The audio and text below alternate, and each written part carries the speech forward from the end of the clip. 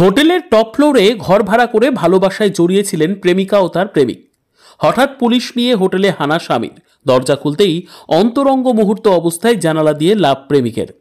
ঘটনাকে ঘিরে ব্যাপক শোরগোল মালদহের কালিয়াচক থানার চৌরঙ্গি সংলগ্ন এলাকায়। জানা গিয়েছে, হোটেলের উপরতলায় ছোট্ট একটি কুঠির মতো ঘরে প্রেমে জড়িয়েছিলেন গৃহবধূ ও তার প্রেমিক। ঘটনাটি জানতে পেরে গৃহবধূর কুকীর্তি ধরতে পুলিশ নিয়ে হোটেলে হাজির হন স্বামী।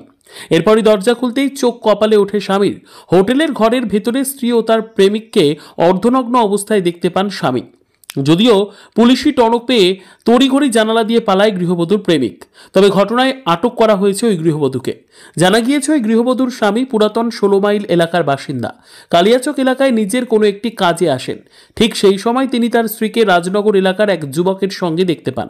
এরপর সন্দেহ হতেই তাদের পেছনে ধাওয়া করে স্বামী। হঠাৎই তারা কালিয়াচকের ওই হোটেলে ঢুকে পড়েন।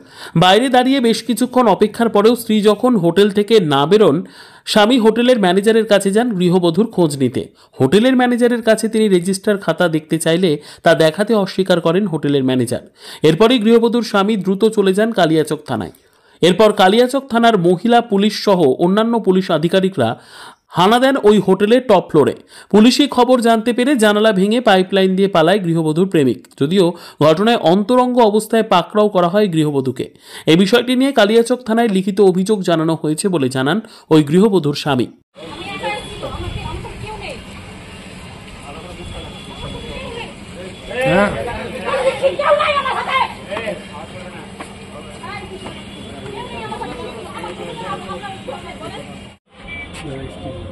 বাবার নাম্বার আছে কারো? না, আমার বাবা